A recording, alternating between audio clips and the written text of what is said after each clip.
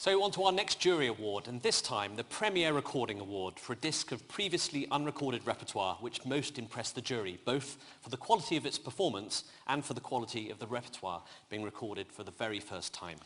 And it's a delight to say that the winning recording is of Sir Harrison Birtwistle's Night's Black Bird, The Shadow of Night, and The Cry of Anubis on the NMC record label, performed by the Halle Orchestra under Ryan Wigglesworth. Extraordinary music that was described by BBC Music Magazine in the review as among the most powerful orchestral pieces of recent years. These are grim but beautiful nocturnes full of poignant menace, the magazine said, and Ryan Wigglesworth and the Halle give performances of amazing concentration, accuracy, and passion, aided by recorded sound which has a matching depth and clarity. To present the award to Sir Harrison Birtwistle, please welcome Alfred Brendel to the stage once again.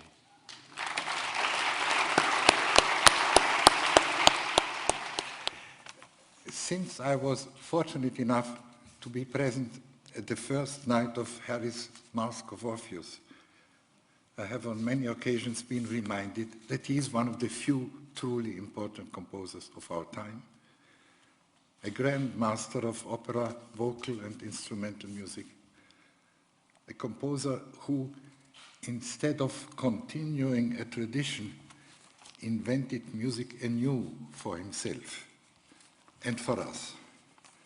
It is this ability to create music and myth out of nowhere and keep the tension over wide stretches without functional harmony that to me has something mysterious about it. Harry is a musician sui generis, an incorruptible presence. I salute him warmly.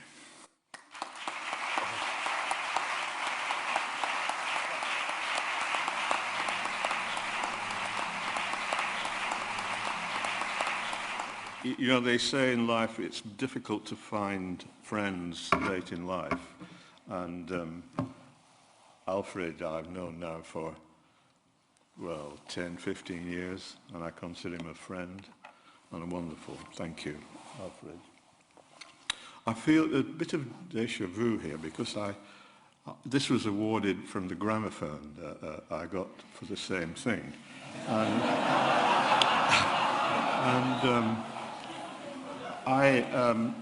I had what I considered to be some quite interesting anecdotes about these pieces, particularly about the Halle Orchestra. And if you were all here at the last one, I'll have another go at telling you again because it's interesting. I was destined as a young we didn't have music in school, and I was allowed every Monday to go to Manchester, 20 miles away from Accrington, to have clarinet lessons with the second clarinet of the Halle Orchestra.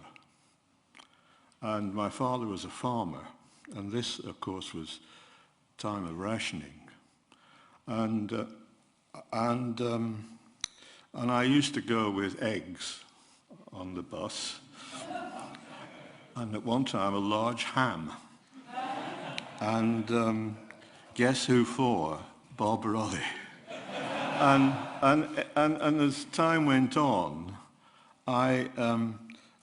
it was assumed that I was destined to be in the Halle Orchestra, because that was from Accrington, the Halle Orchestra in Manchester was as far, it was the horizon. That was nirvana.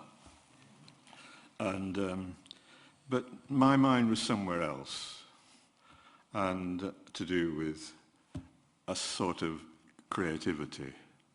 And creativity is a difficult thing. To start with, it's a very lonely thing. And I ask no one to want it. I ask no one to like it. And so consequently, it can often be very difficult. But I'm reminded of what something Stravinsky once said, which I've been thinking about recently, because I was born in 1934. He said, all my life I was the young one, and now I'm the old one. And I sort of feeling a bit like that again, but I'm not sort of feeling that in my craft and Southern art. I feel that there's a lot more sort of substance there, because I'm something of a lepidopterist, and the thing about butterflies and moths is that there's this situation of what is the imago. The imago is the insect that comes fully fledged from the cocoon.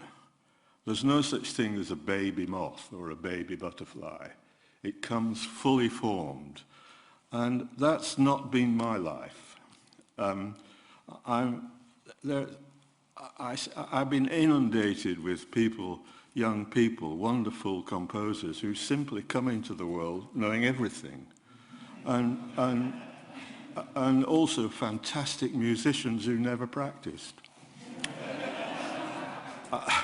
I used to practice and never got any better. So there's a lot of sort of things going on there. But maybe I could just say one or two things about these pieces. The piece for the Halle Orchestra, I was composer in residence of the London Philharmonic Orchestra. Is that right, Andrew? Have I got it right? Is it the only thing? And one thing that I thought was a rather sort of sexy idea, I would write solo pieces for various members of the orchestra, lasting 10 minutes, who don't normally get the opportunity of playing a solo with the orchestra.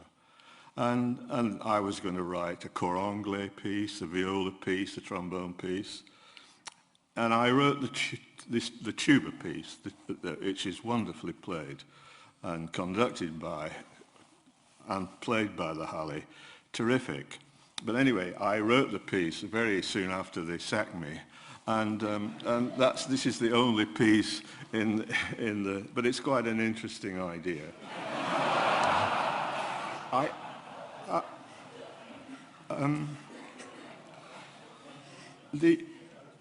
But it's the fact that it's the wonderful Halle Orchestra playing it, and because I've been something of a sort of prophet without honour as far as that's concerned, and the Halle, but nevertheless. The other piece was commissioned by the drug company Roche, who were very enlightened, and I have to thank them, and I think that they made a contribution to this recording. And then in the end I have to thank people who I work with, like my wonderful publishers and the editing people, who's Sally Cox, who goes through every single note I write, and very often a lot of wrong notes, and the most embarrassing question you can ask a composer, which is this note right?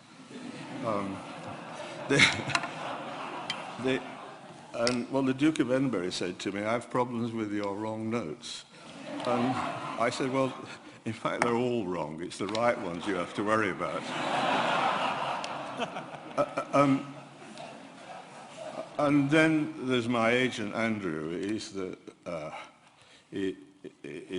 sort of terrier of the musical world, and it goes on. I'm sure there's people, but I thank you and the honour for this. And remember that we composers invented music, not performers. Thank you.